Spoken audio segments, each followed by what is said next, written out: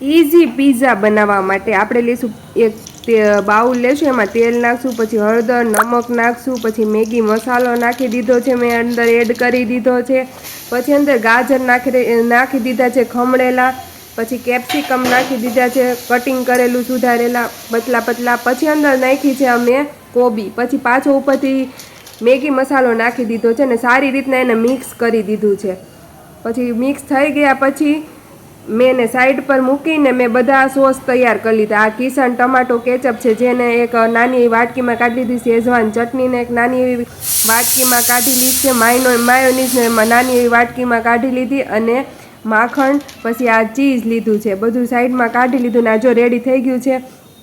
આ મસાલો સોસ બધા રેડી કરી દીધા એટલે છે ને આપણે બધું રેડી થઈ જાય ને એટલે પીઝા ફટાફટ બનવા મળે। તો પીઝા બનાવવા માટે મેં લઈ લીધા છે પીઝાના રોટલા, એ રેડીમેડ જ લીધા છે। પછી એક પેન લીધું, પેનમાં છે ને સેજ જેવું માખણ નાખ્યું અને સારી રીતના પીઝાને છે ને શેકી નાખ્યો, એટલે બહુ નહીં શેકવાનો, કાચો પાકો શેકવાનો।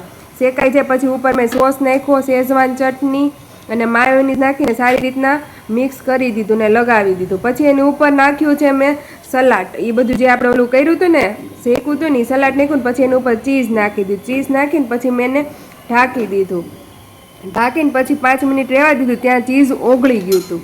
ચીઝ ઓગળી ગયા પછી મેં એની ઉપર આવડા ઓરેગાનો નાખી દીધું। આપણા પીઝા રેડી થઈ ગયો। પ્લીઝ મારી ચેનલને લાઈક, સબસ્ક્રાઈબ અને શેર જરૂર કરજો।